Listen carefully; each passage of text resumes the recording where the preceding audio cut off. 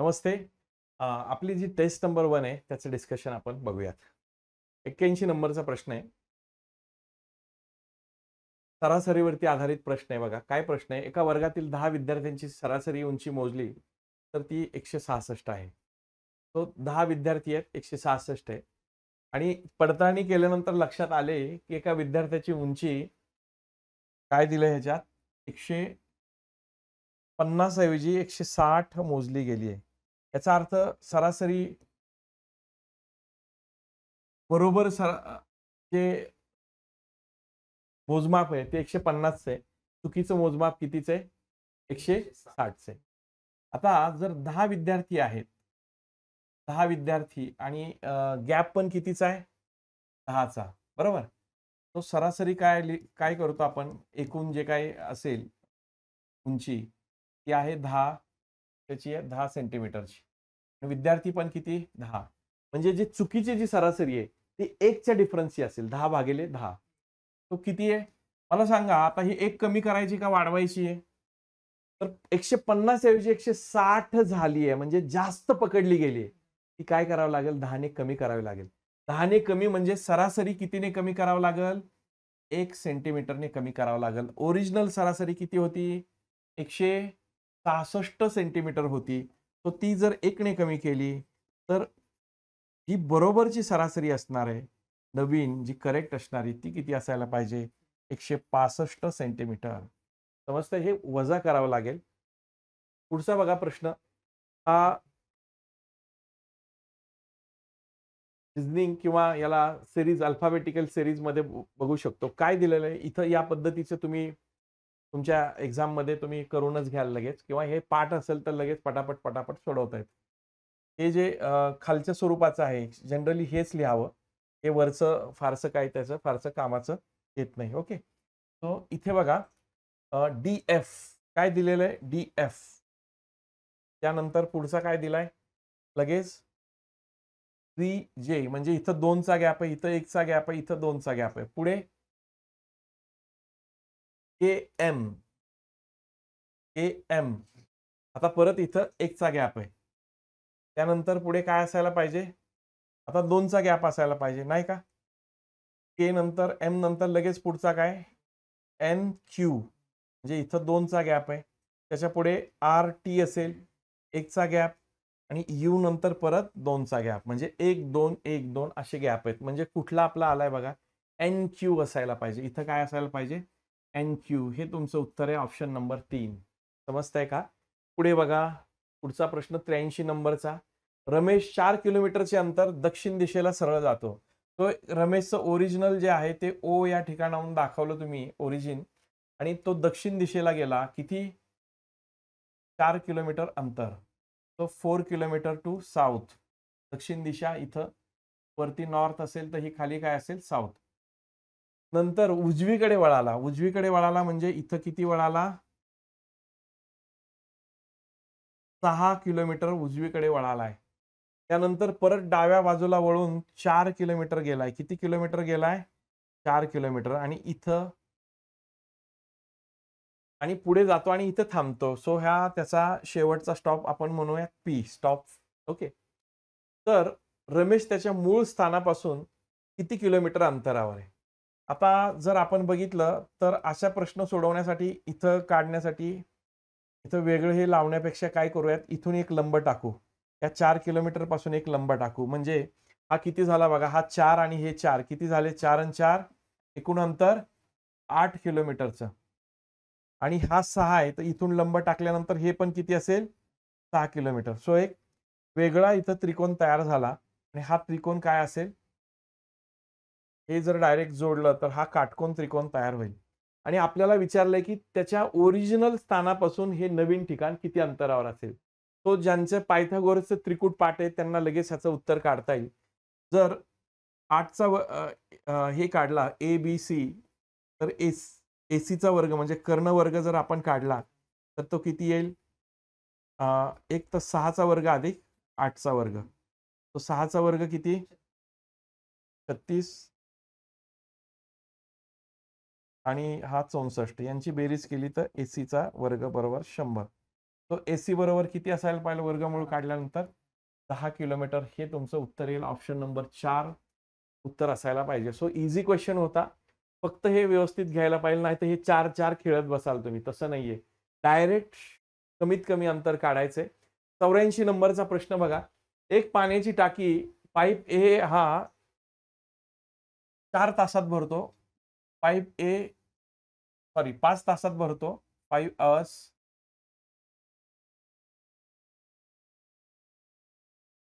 Right. त्यानंतर pipe बी ला किती वेळ लागतोय? 3 तास लागतो. दोघांचा आपण काय काढतो? LCM 5 त्रिक 15 लिटर त्या टाकीची कॅपॅसिटी झाली आणि 1 अवर वर्क काढला आपण. 1 अवर वर्क. 1 अवर वर्क इथं खाली मी लिहितो. ए ला किती लागेल? 15/5 केलं तर किती लागेल? 3 लिटर एका तासात भरेल. Okay, 1 our. आणि बी किती भरेल? 15/3 केलं तर 5 लिटर एका तासात भरेल. ओके, सो दोन्ही पाईप एकत्रित जर चालू केले तर किती भरतील एका तासात? 5 आणि 3 8 लिटर एका तासात भरतील. हे मान्य आहे का? तो आपल्याला काय सांगितलं, पण प्रश्न नीट वाचा. जर टाकी भरण्यासाठी दोन्ही पाईप बरोबर चालू केले तर सगळी टाकी भरायची आहे का? नाहीये. 2/3 भाग. तो म्हणून किती भरायची आहे टाकी? तर 2/3 भाग कितीचा? एकूण 15 लिटरचा. 3 1 3 3 5 15 5 दुनी 10 लिटर. 10 लिटर टाकीचा भाग भरायचा आहे. तो म्हणून लागणारा वेळ जर काढायचा आहे तर किती लागेल वेळ? बरोबर 10 लिटर भागिले 8. 8 ने भाग दिला. 8 1 8 म्हणजे 1 तास झाले. शिल्लक किती राहिले अजून? 2/8. 2/8 जर आपण केले तर हेच काय होतात? 1 तास 1/4. 1/4 तास म्हणजे किती? याला आपल्याला काय करायचं? 60 ने गुणा. म्हणजे हे 15. म्हणजे 1 तास 15 मिनिटे. आहे का ऑप्शन? नाहीये. पण 1 तास म्हणजे किती? 60 मिनिटं. आणि 15 मिनिटं म्हणजे किती? 15च मिनिटं. तो 60 आणि 15 हे 75 मिनिट असं त्याचं उत्तर यायला पाहिजे बघा. ऑप्शन नसेल तरी तिथं ऍडजस्टमेंट काय केली आहे का? वेगळं युनिट वापरलंय का? हे चेक करायचं. ओके, सो 75 मिनिट्स हे तुमचं उत्तर असायला पाहिजे मित्रांनो. समजतंय का सगळ्यांना? ओके, पुढचा प्रश्न बघू. 85 नंबरचा प्रश्न आपण बघूयात. एका शेळीच्या गोठ्यात काही शेळ्या आहेत. त्यातील काळे ठिपके असणाऱ्या 17 शेळ्या, 22 तांबडे ठिपके असणाऱ्या शेळ्या आहेत. गोठ्यामधील 9 उस्मानाबाद शेळ्यांपैकी सर्व शेळ्या फक्त काळे ठिपके असणाऱ्या आहेत आणि 13 शिंगे असणाऱ्या शेळ्यांपैकी प्रत्येकीवर एकतर काळे ठिपके किंवा, हा किंवा शब्द महत्वाचा आहे, तांबडे ठिपके आहेत. तर गोठ्यातील शेळ्यांची शक्य असलेली किमान संख्या निवडा. जर कंबाईन मध्ये एका तासाच्या पेपरमध्ये असा जर प्रश्न आला तर अशा प्रश्नाला हात लावायचा नाही. मुद्दाहून अशा पद्धतीचा प्रश्न तुम्हाला परीक्षेमध्ये येतो, जो तुमचा स्पीड ब्रेकर क्वेश्चन म्हणून आपण कन्सिडर करू शकतो याला. हा तुमची मेंटॅलिटी ब्रेक करतो. या प्रश्नामध्ये वेळ घालवणं म्हणजे आपला स्कोर कमी करून घेणं. तो हा प्रश्न सोडवायचा नाही. फक्त आता सोल्युशन द्यायचंय त्या दृष्टिकोनातून मी हे याचं उत्तर सांगतो. बघा, शेळ्याचे 2 प्रकार आहेत. एक शेळी कुठली काळे ठिपके असणारी आणि दुसरी आहे तांबडे ठिपके असणारी. तो हे 2 प्रकार आपण काढले. तो ही काळे ठिपके असणारी शेळी आहे.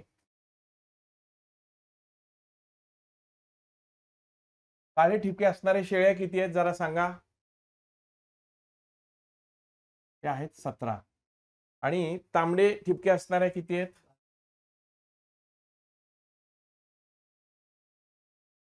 तांबडे ठिपके म्हणजे ब्राऊन स्पॉटेड. तांबडे ठिपके असणाऱ्या शेळ्या किती आहेत? टोटल 22 आहेत. ओके. आणि गोठ्यामधील 9 उस्मानाबादी शेळ्यापैकी सर्वच्या सर्व काय आहेत? काळे ठिपके असणार आहेत. तो 9 उस्मानाबाद शेळ्या ज्या आहेत ते सगळे काय येतील? काळे ठिपके. फक्त काय आहेत?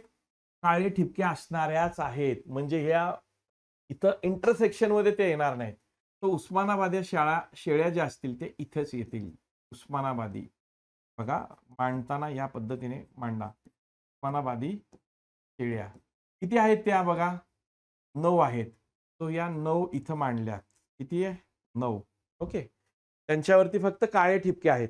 आता 13 जे आहेत शिंगे असणाऱ्या शेळ्यांपैकी प्रत्येकीवरती एकतर काळे ठिपके किंवा तांबडे ठिपके आहेत. याचा अर्थ काय? दोन्ही नाहीयेत, कॉमन नाहीयेत. म्हणजे अशी शेळी जिला शिंगे पण आहेत आणि तिच्यावरती काय आहेत? काळे पण आहेत आणि तांबडे पण, असं नाही चालणार. एक तर काय सांगितलंय? काळे ठिपके किंवा तांबडे ठिपके. सो काळे किंवा तांबडे ठिपके. सो याला जर डील करायचं असेल तर याला वेगळा कलर घेऊ आपण आणि या पद्धतीने मांडू. सो हे शिंगे असणारी शेळी आहे बघा. काय आहे? शिंगे असणारी शेळी आपण म्हणूयात. किती आहेत ते शिंगे असणाऱ्या शेळ्या? यांची संख्या आहे 13. किती आहे? 13. ओके. सो आता आपल्याला काय करायचंय विचारलंय, तर गोठ्यातील शेळ्यांची शक्य असलेली किमान संख्या, कमीत कमी संख्या आपल्याला निवडायची. कमीत कमी संख्या. तर आता एक गोष्ट आपल्याला अशी करायची आहे, की जर त्यांची संख्या कमी आपल्याला दाखवायची असेल, तर ही संख्या कमी आपल्याला कोणत्या पद्धतीने दाखवता येईल? त्यासाठी बघा, आपल्याला जे शिंगे असणाऱ्या शेळ्या आहेत त्यांना ऍडजस्टमेंट करायची आणि ती ऍडजस्टमेंट कशी करता येईल बघा. त्यांची कमीत कमी संख्या इकडच्या बाजूला दाखवा. जर इकडे दाखवल्या तर ती कमीत कमी येणार नाही. म्हणून कमीत कमी संख्या इथं किती येईल? 0 तर असून चालणार नाही. त्यांच्यावरती काय शिंगे असणारे एक तर काळे किंवा तांबडे आहेत. म्हणून त्याची एक इथं संख्या पकडूयात आपण. एकूण किती आहेत? शिंगे असणाऱ्या 13 आहेत. 13 पैकी एक इथं गेली तर शिल्लक किती राहतील? शिल्लक किती राहतील? तो 12 जे आहेत, म्हणजे 13 पैकी एका शेळीवरती ज्यांना शिंगे आहेत त्यांच्यावरती काय आहेत? काळे ठिपके आहेत. आणि दुसरे जे राहिलेले आहेत 13, 12 त्या कुठे असतील? तांबडे ठिपके असणारे ह्याच्यात. हे कॉमन नाही आहेत हा. ते बाजूला काढावे लागतील. सो आता आपल्याला काय करायचंय बघा. समजा जर असं आपण मांडलं, इथून पुढे बघा, पुढे इथं चेक करा. या 12 आहेत, एकूण किती आहेत? या 22 आहेत. या 12 आहेत तर एकूण किती आहेत? 22 आहेत. तो राहिलेल्या किती? 10 इथं ठेवल्या. 10, 12 आणि इथं जर आपण मोजल्या तर हे 9 आणि 1 काय होत आहेत? 10च होत आहेत. म्हणजे आपल्याला 9 आणि 1 किती झाल्या? 10. कमीत कमी जर ठेवायच्या असतील तर बाकीच्या राहिलेल्या काय करावं लागेल? आपल्याला इंटरसेक्शन करावे लागेल. त्या इथं मांडूयात. इंटरसेक्शन वाल्या किती मांडल्या? 7. आता या इंटरसेक्शन काय दाखवतायत? की ज्यांना शिंग नाहीयेत पण नॉर्मल आहे, पण त्या काय आहेत? तांबडे ठिपके पण आहेत त्यांच्यावरती आणि काळे ठिपके पण आहेत. मोजा बरं आता. 9 आणि 1 किती झाल्या? चेक करा इकडे. 9 आणि 1 10. 10 आणि 7 17. सो काळे ठिपके असणाऱ्या टोटल किती झाल्या? 17. आता तशाच तांबडे ठिपके असणाऱ्या किती व्हायला पाहिजे? 22. आता मला तुम्ही सांगा 12 आणि 7 किती होतात? 12 आणि 7 19. किती शिल्लक राहतात 22 व्हायला? 3. आता मोजा बरं. टोटल तांबडे असणाऱ्या किती झाल्या? 7 आणि 3 10 आणि 12 22. आणि इकडे जर आपण मोजल्या काळे ठिपके असणाऱ्या 9 आणि 1 10 आणि 7 17. हे पण वर्क झालं. आणि शिंगे असणाऱ्या 13 होत आहेत का बघा. 12 आणि 1 13 होतात. उस्मानाबाद तर हे सेपरेटच आपण मोजल्यात. तो आता या सगळ्यांची बेरीज म्हणजे कमीत कमी शेळ्यांची संख्या आहे. बघा बरं किती होत आहेत. हा टोटल झाला 22. 22 आणि 9 आणि 1 झाले 10. म्हणजे टोटल किती झाल्या? 32. तो याचं उत्तर किती असायला पाहिजे? 32. हे जे काही काळ्या अक्षरांनी दाखवले यांची बेरीज करा. काय काय येईल?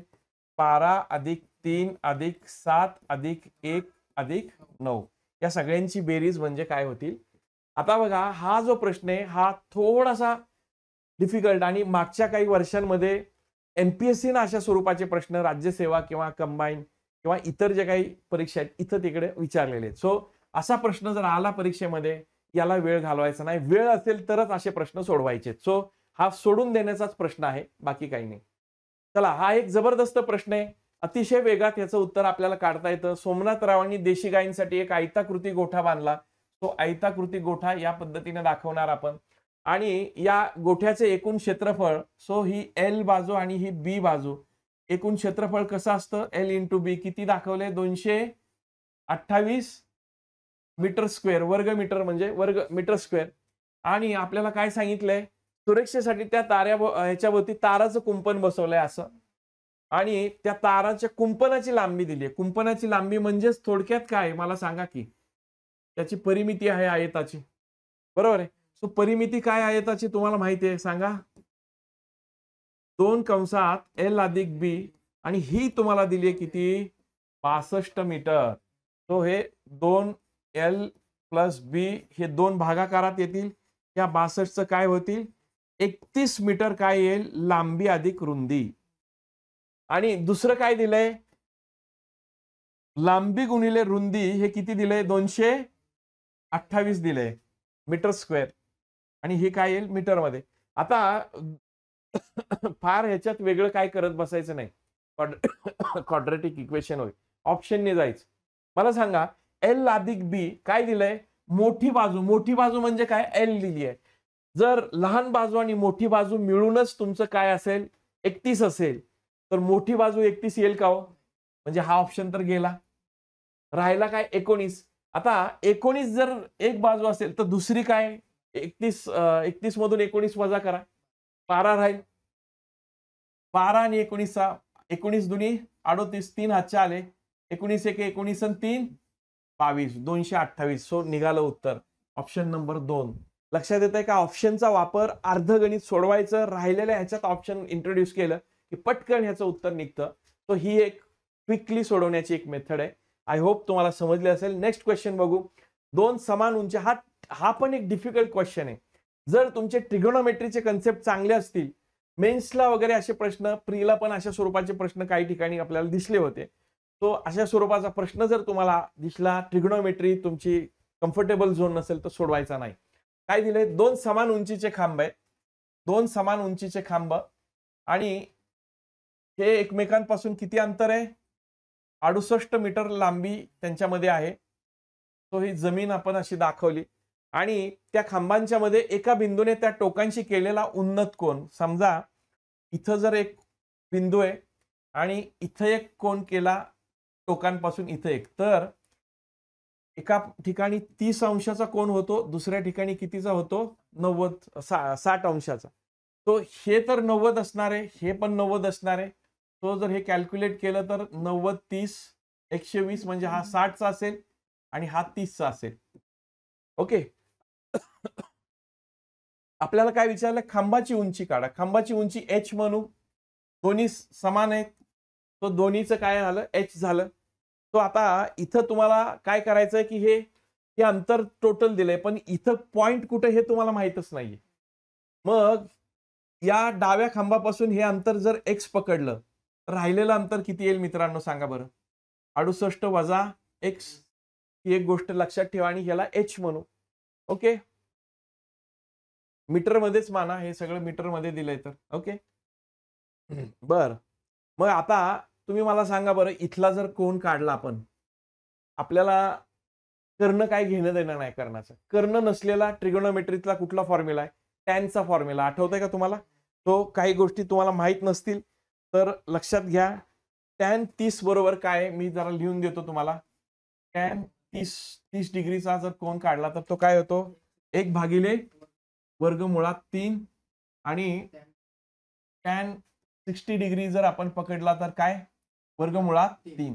हे दोन गोष्टी तुम्हाला माहिती असणं बेसिकली आवश्यक आहे. नसतील तर मग साइन कॉस वरनं तुम्हाला काढता येईल पण त्याच्यात वेळ जाऊ शकतो. तो काही रेडी रेफरन्स असतील तर बरोबर राहील.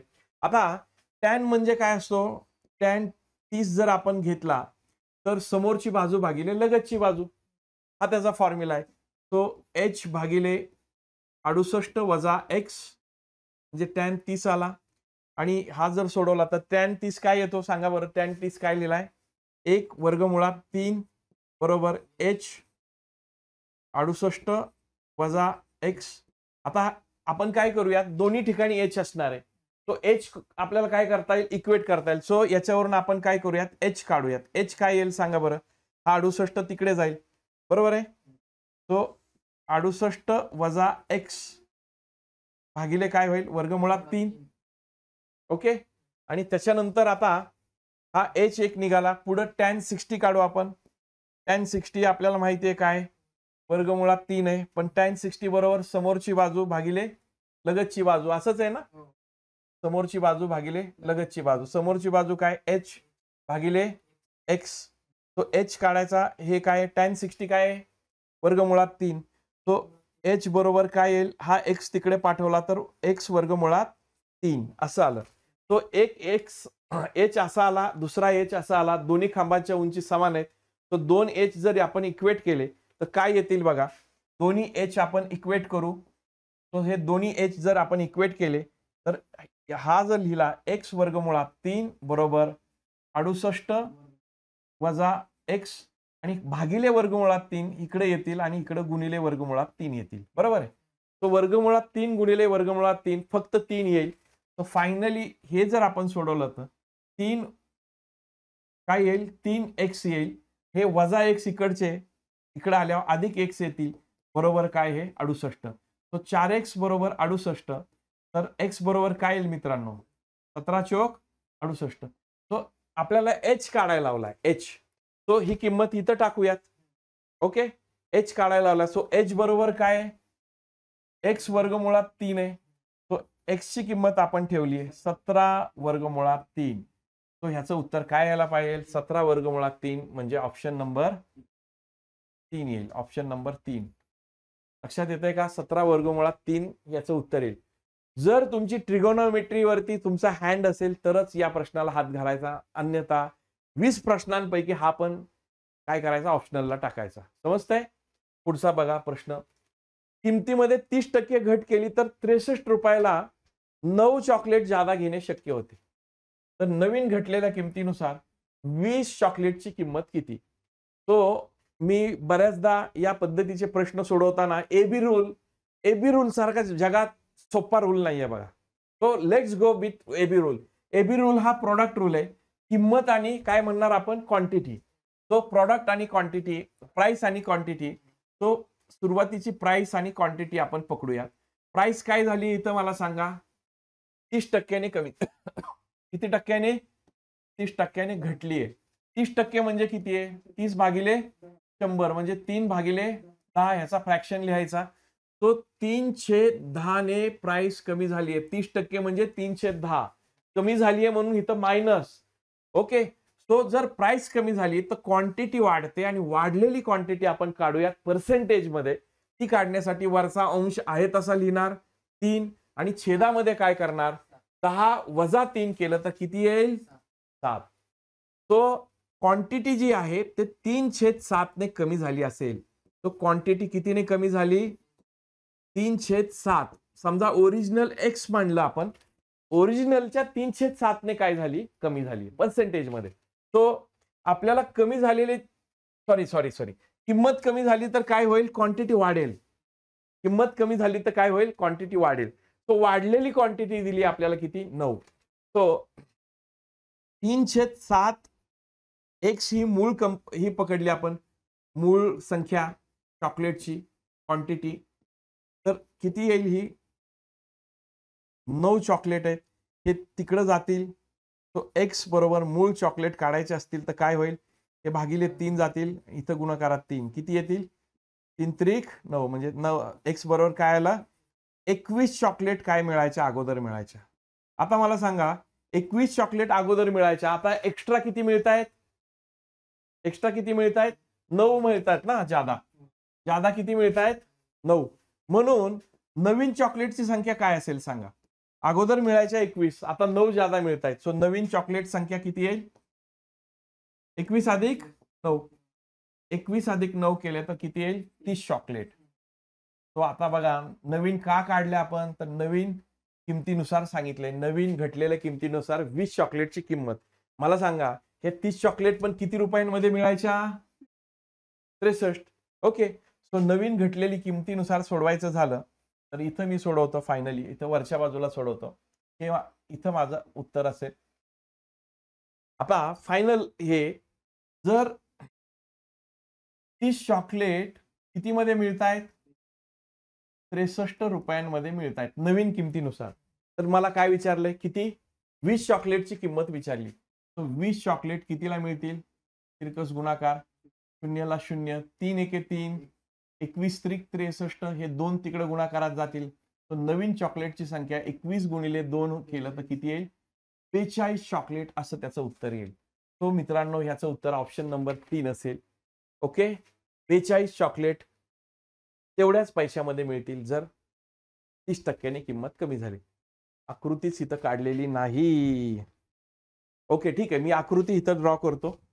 तो आकृती तुम्ही क्वेश्चन पेपरमध्ये बघितली असेल.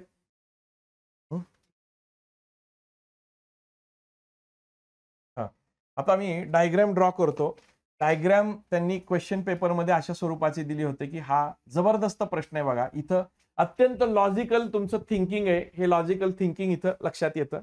आता काय सांगितलंय आपल्याला, एक वर्तुळ काढलंय आणि हे वर्तुळ जे आहे या पद्धतीने काढलेले. ओके, समजतंय? तो आपल्याला फक्त इथं या चौरसाच्या बाजू दिल्यात. किती? 4 मीटर, बरोबर आहे का? 4 सेंटीमीटर आहे, 4 युनिट जे काय असेल ते. आणि ही पण बाजू काय दिली? 4 युनिटची दिली. करेक्ट. जर ह्या बाजू दिल्या तर आपल्याला असं विचारलंय, हा जो काही रंगवलेला भाग आहे, वेगळ्या पेनने रंगवतो मी, ही डायग्राम इथं काढली गेली नव्हती, तो ही डायग्राम अशी आहे. हा जो रंगवलेला भाग आहे, या रंगवलेल्या भागाचे क्षेत्रफळ दाखवणारा पर्याय निवडा. अतिशय सोपा प्रश्न आहे बघा, अतिशय सोपा. कसा सोडवणार बघा. तुम्हाला एक गोष्ट दिसते का की हे काय आहे? बाहेरचं वर्तुळ. वर्तुळ आतलंय, बाहेरचं काय? चौरस. चौरसाचे क्षेत्रफळ काढता येईल. काय येईल? बाजूचा वर्ग म्हणजे 4चा वर्ग 16. तोंडी करू ना, फार काय अवघड नाही बघा. 4चा वर्ग किती? 16. आता त्या 16तून काय वजा होणार सांगा? 16तून काय वजा होणार? 16तून काय वजा होईल सांगा मला अगोदर. त्या वर्तुळ वजा होणार ना. हा, वर्तुळाचं क्षेत्रफळ काय येतं? पायार वर्ग. आता हा जर 4 असेल तर काय आहे? हा व्यास आहे, व्यास, बरोबर ना. व्यास 4 आहे तर त्रिज्या किती येईल? त्रिज्या 2 युनिट येईल. मग तुम्ही ऑप्शन बघा, ऑप्शन मध्ये काय आहे? पाय आहे. म्हणजे 22/7 वापरायचं नाही, तर तसाच ठेवायचा आहे. म्हणजे वर्तुळाचे क्षेत्रफळ काढलं, वर्तुळाचे क्षेत्रफळ, बरोबर, चौरसाचे क्षेत्रफळ काय केलं? वजा केलं. ओके, तो वर्तुळाचे चौरसाचे क्षेत्रफळ काय आलं? बाजूचा वर्ग म्हणजे काय येईल? चौरसाचे क्षेत्रफळ 4 गुणिले 4 16 वजा वर्तुळाचे क्षेत्रफळ काय येईल? पाय गुणिले 2चा वर्ग किती येईल? 4 पाय. तो 16 वजा 4 पाय आला. ऑप्शन बघा जरा, 16 वजा 4 पाय दिसतंय, पण तेच आहे का उत्तर? नाहीये. तुम्हाला काय करायचं आहे? फक्त हा शेडेड पार्ट काढायचा आहे. मला सांगा, जर आपल्याला या चौरसाच्या क्षेत्रफळातून वर्तुळाचं क्षेत्रफळ वजा केलं असतं तर शिल्लक राहिलेले हे 4 भाग भेटले असते. पण एकच भाग काढायचा आहे, म्हणजे 4 पैकी 1 भाग आहे. 4 पैकी 1 ना, भाकरीचे 4 भाग आहेत, त्यातला एकच भाग आहे, म्हणजे किती? 1/4 भाग आहे. लक्षात येत आहे? सो शेडेड काय म्हणणार? छायांकित भाग किंवा रेखांकित भाग. छायांकित भाग काढायचा असेल तर काय असणार आहे? हा आलेला जो भाग आहे 16 वजा 4 पाय, ह्याच्या किती आहे? 1/4 म्हणजे भागिले 4 आहे. तो हे हा एक ऑप्शन, हा पण ऑप्शन नाही. तर ह्याला सिम्प्लिफाय करावं लागेल. 16 भागिले 4 छेद समान आहे म्हणून वेगळं लिहू शकतो. 4 पाय भागिले 4, 4 ला 4 कॅन्सल, 4 चोक 16. 4 वजा पाय हे आहे का ऑप्शन?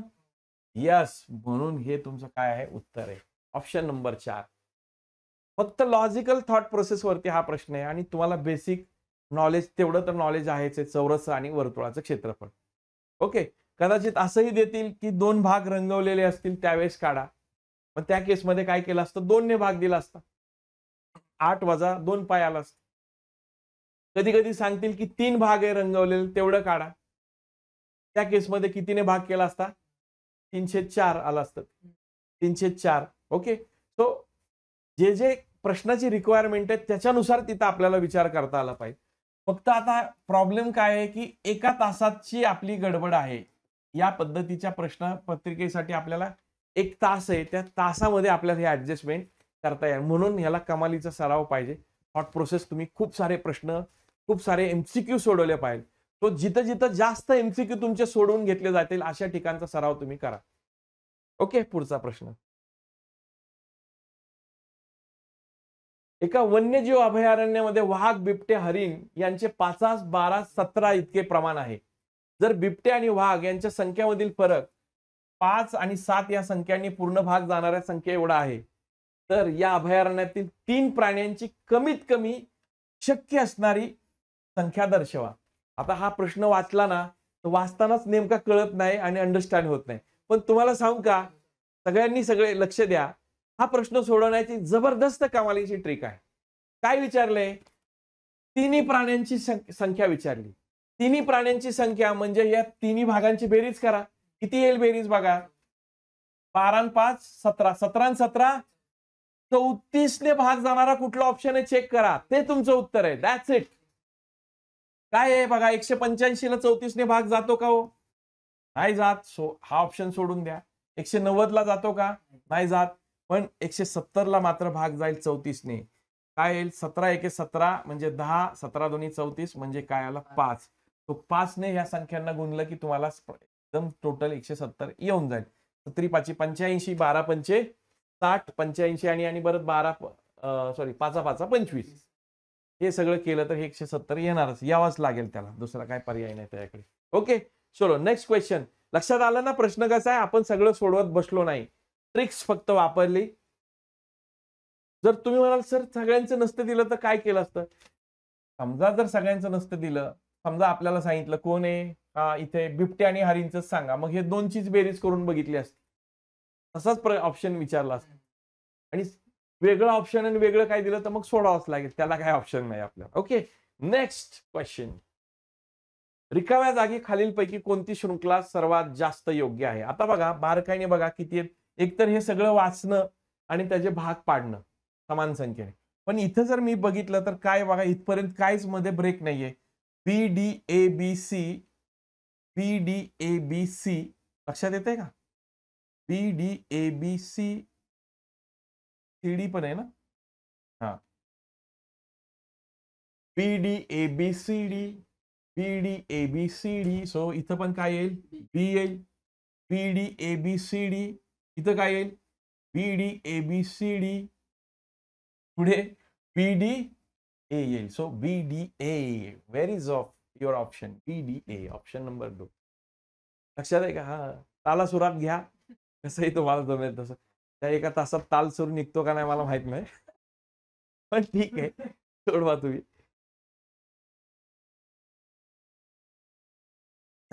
त्रिकोणच राहतोय जरा. आमचा जो कार्यकर्ता आहे त्याने काही जरा प्रश्न व्यवस्थित अरेंज केलेले नाहीत. सो जरा मी जरा इथं डायग्राम काढतो.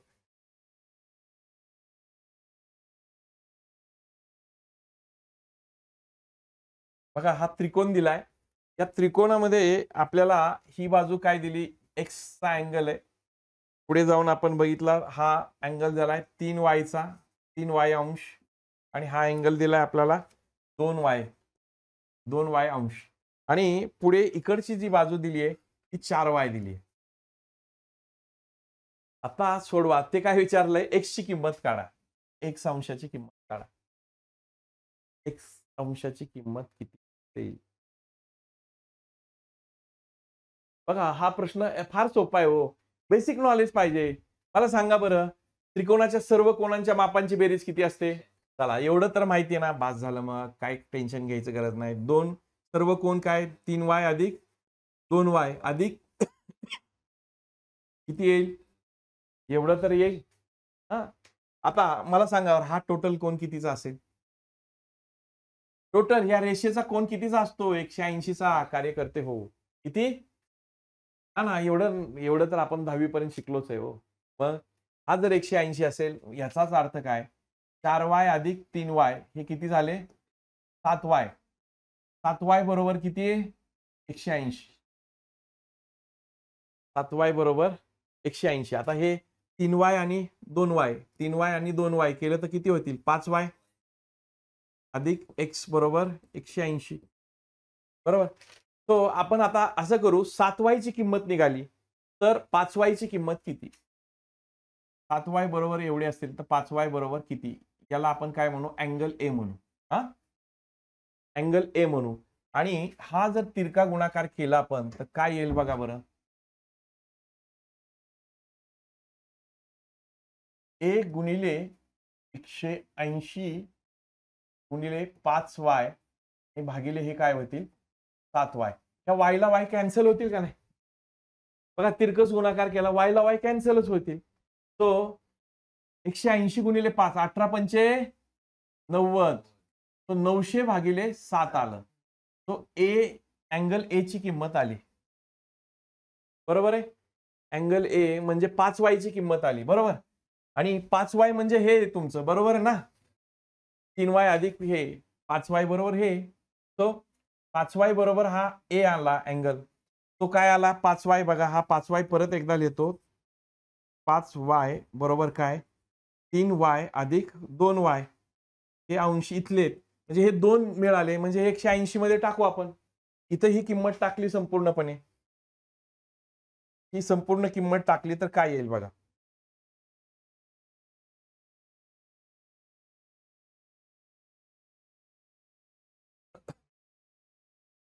पाच वाय. ओके.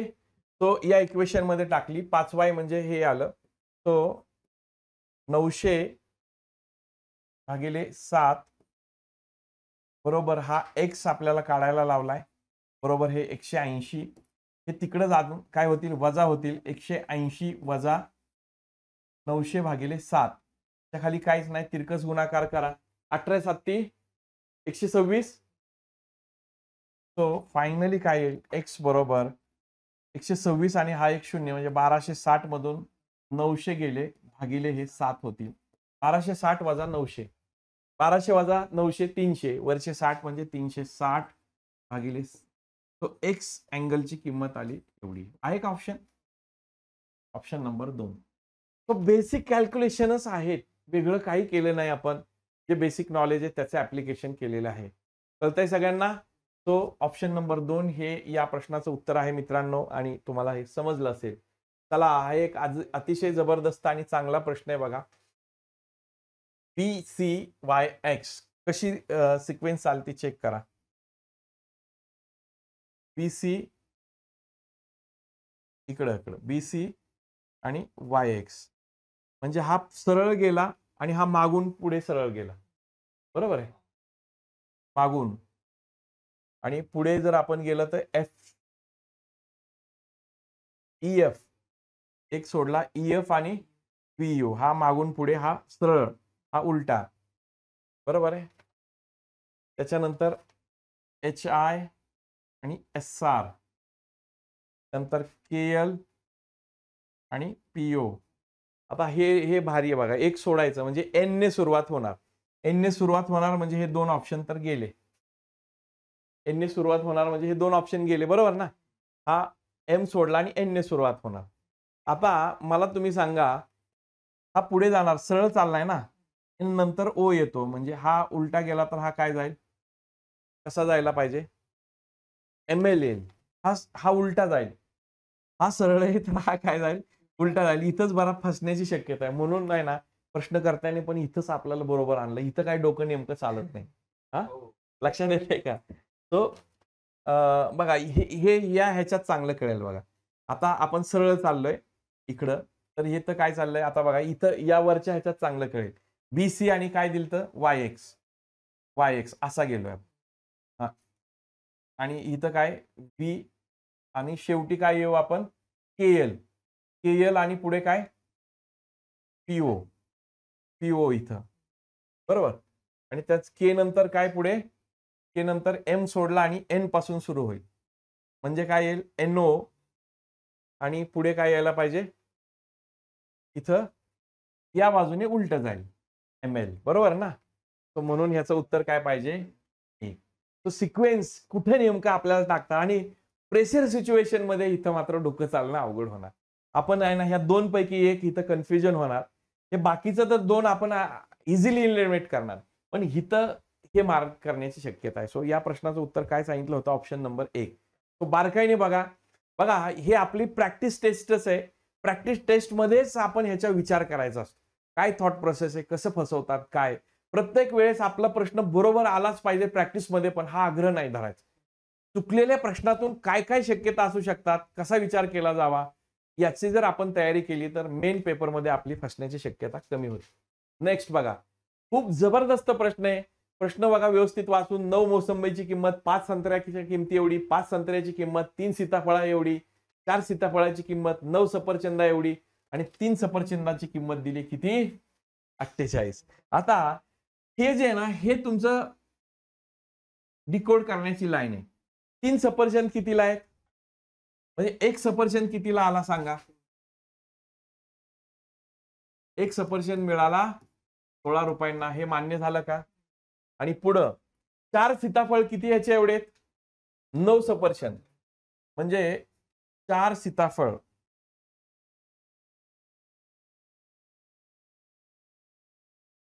4 सीताफळ किती 9. आता हे एका सफरचंद गुणिले 9 करा म्हणजे किती 16 9 144. 144 झाले बघा. 16 16 10 160. 160 मधून 16 वजा करा 144. म्हणजे 4 सीताफळे मिळाली तुम्हाला. म्हणजे 2 कितीला मिळाली 72 ला. म्हणजे एका सीताफळाची किंमत मिळाली किती 36. 36 चोक एका सीताफळाची किंमत मिळाली. एक सीताफळ मिळालं. ओके पुढे आता 3 सीताफळाच्या किमती एवढी 5 संत्र्याची किंमत आहे. म्हणजे 36 गुणिले काय करा 3 करा. म्हणजे 5 संत्री मिळाली कितीला 108 रुपयांना. संपला. आता गणितात काहीच नाही. आता 9 मोसंबीची किंमत किती आहे 5 संत्र्या एवढी. म्हणजे 9 मोसंबी तुम्हाला डायरेक्टच मिळाली 108 रुपयांना. कारण 5 संत्र्याची किंमत इथं ऑलरेडी काढली 108. तर काय विचारलंय एका मोसंबीची किंमत. सो 9 ने ह्याला भाग द्या. 9 एके 9 9 दुनी तो 12 रुपये माझ्या मित्रांनो उत्तर येईल. ऑप्शन नंबर 3 हे तुमचं उत्तर असेल. तो उलट जायचं. इथं बघायचं की डिकोड करणारी लाईन कुठं सापडते का. एकदा आधार घावला की मग बरोबर या गणितावर चढाई करता येते. अदरवाईज गणित आपल्यावर चढाई करतं आणि आपला तिथं खेळ करून ठेवतं ते. ओके हे पण खूप जबरदस्त कन्सेप्ट आहे. इथं भूमितीय कन्सेप्ट तुमचे चांगले पाहिजे बघा. एका तांब्याच्या तारेला वाकवलंय आणि कितीचं क्षेत्रफळ केलंय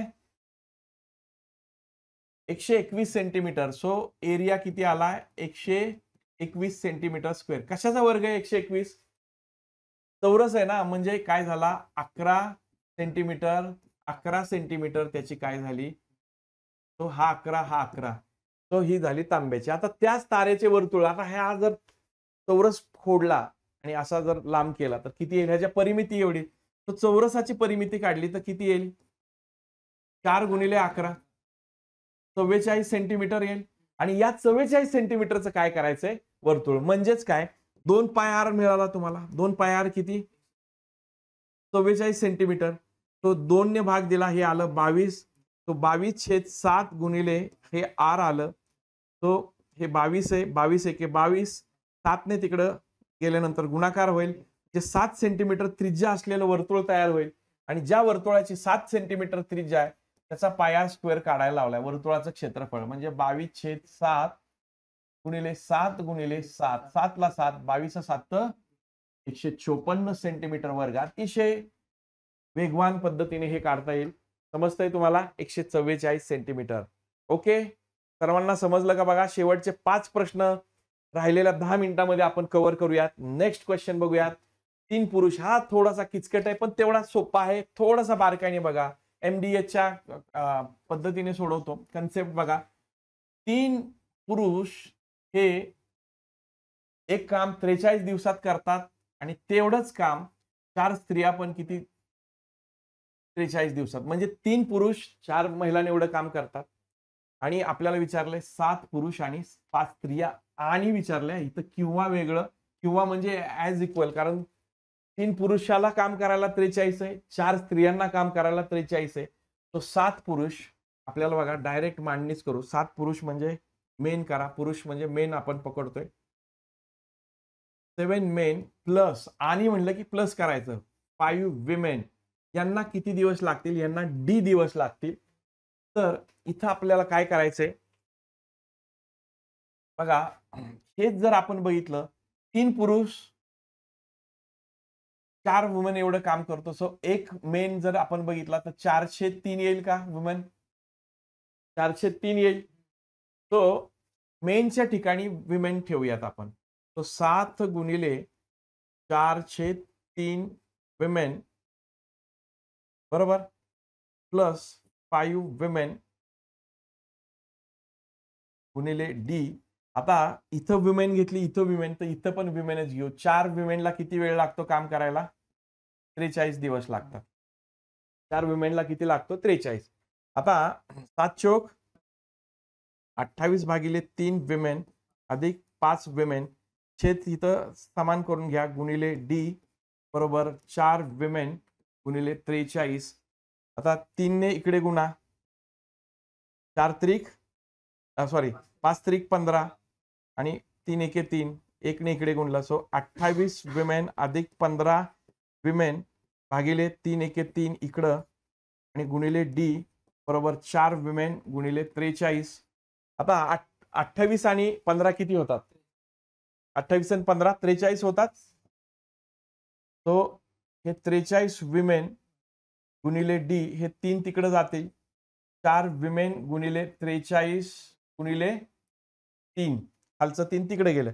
या विमेनला हे विमेनला हा विमेन कॅन्सल करू, हा 43 ला 43 कॅन्सल करू. तो डी बरोबर काय आलं? 4 गुणिले 3. तो डायरेक्ट डी बरोबर 4 त्रिक 12 दिवस असं तुमचं उत्तर येईल. थोडंसं कॅल्क्युलेशन आहे, बारकाईने तुम्ही हे रिपीटेड याच्यामध्ये बघा, तुम्हाला हे लक्षात येईल. 12 दिवस असं त्याचं उत्तर येईल. कळतंय तुम्हाला? तो 12 हे त्याचं उत्तर आहे. 97 बघा, हाही अगदी कमीत कमी वेगात हा प्रश्न सोडू. एका गावात 20% मते अवैध ठरली. सो टोटल जर मतदान आपण 100% मते आपण त्या गावातल्या लोकांची पकडली, तर ह्याच्यात अवैध किती आहे? इकडे जाऊन द्या, 20% अवैध. म्हणजे वैध मत किती आहे? 80%. आता वैध मतदाराला 70% मते मिळाली, म्हणजे ह्याच्या 70% काढा. ह्याच्या 70% म्हणजे 7 56. बघा, ह्या 80च्या ज्यांना नाही लक्षात येत, 80च्या 70% काढा. 0ला 0, 0ला 0, 7 56% ओरिजिनच्या मिळाली. जर 56 80 पैकी 56 इकडे असतील, हा कुणाला मिळालाय? जिंकलेला, विनर, गुलालवाला कार्यकर्ता आहे हा. आणि हा आपला लोकसभावाला आहे. याचे किती राहतील? 14 का 24 राहतील बघा. 24% वाला आहे. 24 लावून आपला कार्यकर्ता बसलेला असणार आहे. बरं, पुढे आता काय होणार आहे? ह्या 56 आहे. आता पुढे बघा प्रश्न, मला सांगा जिंकलेला उमेदवार हा 6400 मतांनी विजयी ठरला. म्हणजे या दोघांच्या मतामधला फरक दिलाय बघा. ह्या दोघांच्या मतांमधला फरक कितीचा दिलाय? मला सांगा बरं, किती टक्क्याचा फरक आहे? 24 आणि 56. वजाबाकी करा, 24 वजा 56 बरोबर. तो 32% म्हणजेच काय? तुमचे 6400 मत आहेत. काय विचारले तुम्हाला? एकूण मतदार किती आहेत? 100. 100% बरोबर किती? तिरकस गुणाकार 32 एके 32, 32 दुनी हे आलं 200. 200 गुणिले तो 200 वर 2 शून्य वाढवा. सो हे उत्तर येईल तुमचं. ऑप्शन नंबर 2 या प्रश्नाचं उत्तर असेल. बस हेच आहे. याच पद्धतीने तो आपल्या क्लासमध्ये या पद्धतीचे खूप सारे प्रश्न आपण सोडून घेतलेत विद्यार्थ्यांचे, आणि या प्रॅक्टिसनेच तुम्हाला हे पण गणित एका तासाच्या त्या काळामध्ये पटकन सोडवता येईल. मॅक्सिमम सॉल्व्ह करणं हाच त्याच्यावरचा उपाय आहे. तुम्हाला सांगतो, जीके मध्ये आहे ना, जीके मध्ये कमीत कमी वेळेमध्ये तुम्ही जास्तीत जास्त सोडवणार. राहिलेला वेळ मॅथ्स साठी दिला, कारण आजकाल 20 प्रश्न जवळपास विचारतातच. 20 काही प्रश्न, काही वेळेस तर 20 पण क्रॉस झालेले आहेत. 22 प्रश्न विचारले. सो या मॅथ्स रिझनिंगचं वेटेज फार आहे. अगदी सोप्या मेथडने हे सोडून देणार मी तुम्हाला. 15,360 रुपयांचे दशादशे 12.5% 3 वर्षात मिळणारे सरळ व्याज आणि चक्रवाढ व्याज यात फरक किती? तो माझ्या विद्यार्थ्यांना नेहमी मी सांगतो की मेथड ही वापरा. 1, 2, 3 वर्ष वापरा. आणि पी किती दिलाय? 15,360. याचे किती टक्के? आणि बऱ्याच लोकांना माहिती आहे 12.5 म्हणजे मी नेहमी त्यांना सांगतो की 1/8 असतात. तो हे किती आहे? 1/8 ने ह्याला गुणा. 8 ने भागायचं, थोडक्यात गुणायचं. 1/8 ने म्हणजे 8 ने भागायचं. 8 एके 8 किती राहिले? 7. 8 9 72 एक राहिला म्हणजे 1920. म्हणजे प्रत्येक वर्षी 1920 हे काय झालं? तुमचं सरळ व्याज झालं. ओके. तो पहिल्या वर्षीच्या व्याजावरती परत 12.5% म्हणजे याला परत 1/8 ने गुणा. 8 एके 8, 8 दुनी 16, किती राहिले 3, 8 चौक 32, 240. तो 2 वर्षाचं व्याज हे सगळं एकत्र केलं 1920 अधिक 1920 3840, 3840 अधिक हे 240 म्हणजे 40 40 3880 आणि 200 म्हणजे 4080 झालं. या 4080 वरती पण परत किती लागणार 1/8 म्हणजे 12.5%. तो 8 ने भाग द्या. 8 एके 8, 8 पंचे 40, 8 एके 8 0 म्हणजे आता एवढे सगळे पैसे. आणि कधी पण माझ्या विद्यार्थ्यांना मी हे नेहमी शिकवलंय, सरळ व्याज आणि चक्रवाढ व्याज मधला जर फरक विचारला सगळे ऍड करत बसायचं नाही, एवढ्याचीच बेरीज करा, हाच म्हणजे फरक असतो. 240 अधिक 510 हे 10 ते टाका, 250 अधिक 500 केलं तर काय उत्तर येईल 750. बाकीच्यांना करायचे त्यांनी बेरजा करा, वजाबाकी करा, तुमचं तुमच्यापाशी. ओके, तो पुढचा प्रश्न आहे 99 नंबरचा प्रश्न. एका वर्गातील विद्यार्थ्यांना मिळवलेल्या गुणांची सरासरी 72 आहे. त्या वर्गातील मुलींच्या गुणांची सरासरी 60 आहे आणि मुलांच्या गुणांची सरासरी 60 आहे. तर त्या वर्गातील मुलांची कोणाची विचारली हे बघा मुलांची. तो आपल्याला माहिती पाहिजे की एकूण विद्यार्थी किती आहेत 100 पकडल्या. आपण आपल्या सोयीने करू की एकूण विद्यार्थी आपण पकडले. एकूण विद्यार्थी किती पकडले 100. तो 100 विद्यार्थी पकडले तर एकूण गुण किती येतील. एकूण गुण म्हणजे काय आता सरासरी गुणिले एकूण संख्या 100 गुणिले किती येईल 72 किती येईल 7200 एवढी येईल. एकूण टोटल मुलांची सगळी मार्कांची टोटल मारली 7200. आता इथं ऑप्शनने खेळायचं. एकूण विद्यार्थी आपण काय केले समजलोय म्हणजे हे काय केले अश्युम केले. समजा विद्यार्थ्यांची संख्या आपण केली. एकूण विद्यार्थी संख्या 100 पकडली आहे टेंटेटिव्ह, कारण ह्याच्यात कुठलाच आकडा दिलेला नाही मार्कांव्यतिरिक्त. मग हे आपलं घ्यायचं कारण पर्सेंटेज आहे, कुठली जरी घेतली तरी चालेल. समजा आपल्याला मुलांची संख्या 60 पकडली. काय दिलंय त्या वर्गातील मुलींच्या गुणांची सरासरी किती दिली आहे 90. बघा उदाहरणासाठी मुलांची संख्या 60 पकडली, 60 मुले, तर मुली किती येतील. ऑप्शन काय दिलाय मुलांचा पहिला आपण काय करूया मुलांची संख्या 40 पकडू अगोदर, म्हणजे मुली किती येतील 60 येतील, मुले किती येतील 40 येतील. बरोबर. तो मुलांची संख्या 40. आता या 40 ला कितीने गुणणार. मुलांनी किती सरासरी मारली मार्कची 60 आहे. 60 ने गुणा 2400 झालं आणि मुलींनी किती मारली आहे 90. 9 54. तो या सगळ्यांची बेरीज 7200 येते का बघा बरं. नाही आहे ना. तो हा ऑप्शन गेला गणला. हा करू आपण मुलांची संख्या मुलांची संख्या आपण काय करू 60 घेऊ. तो एकूण मुले 60 घेतली तर मुली किती येतील सांगा बरं.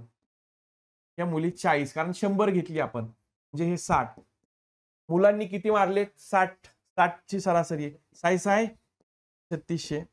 मुलींची किती आहे 90. 9 चौक आणि 3600 आणि 3600 माझ्या मित्रांनो 7200. घेतलेला ऑप्शन करेक्ट आहे. ऑप्शन नंबर 2 तुमचं उत्तर आहे.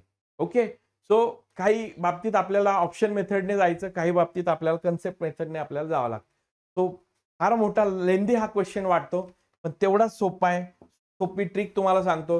हे सगळं वाचत बसायचं नाही, फक्त इक्वेशन वाचा. P #R. हॅशटॅगचा अर्थ कुठे आहे बघा. हॅशटॅग ए ही बी ची बहीण आहे म्हणजे पी ही कोणाची बहीण झाली आर ची बहीण झाली. R स्टार S स्टार खाली हा ए हा बी चा मुलगा आहे म्हणजे आर हा कोणाचा मुलगा आहे एस चा मुलगा म्हणजे हा काय झाला जेंट्स, ह्याचं जेंडर लोकेट झालं. $Q डॉलरचा अर्थ काय. ए हा पती आहे म्हणजे हा कोणाचा पती आहे क्यूचा म्हणजे क्यू ही या दोघांची काय झाली आई झाली. ओके. या दोघांची मुलं झाली पी आणि आर. शेवटचं बघू Q@M. ए ही बी ची आई म्हणजे क्यू कोणाची आई आहे एम ची.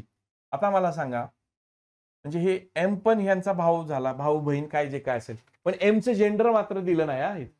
बघा आता ऑप्शन वाचू. पी हा एस चा मुलगा आहे. बघा पी तर मुलगी आहे, गोल केलंय आपण म्हणजे हे वाक्य चुकीचं आहे. विधान निश्चित खरं विधान काढायचं आपल्याला. एम ही आर ची बहीण आहे. एम तर भाऊ दिसतोय. सॉरी एम बद्दल आपल्याला काहीच माहिती नाही. एम बद्दल काहीतरी माहिती आहे का इथं? नाहीये. तो एम हा भाऊ आहे का बहीण हे निश्चित सांगता येत नाही. राहिलं काय?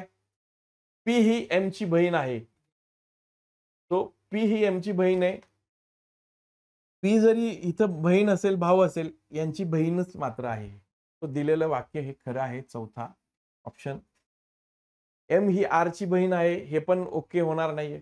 तो ऑप्शन नंबर 4 हे तुमचं बरोबर उत्तर असेल. तो मित्रांनो या प्रश्नाचं जे उत्तर आहे ऑप्शन नंबर 4 आहे. या पद्धतीने आपल्याला हे सोडवता येतं. कुणाला काही डाउट्स असतील तर तुम्ही विचारू शकता. थांबूयात आपण. Thank you very much.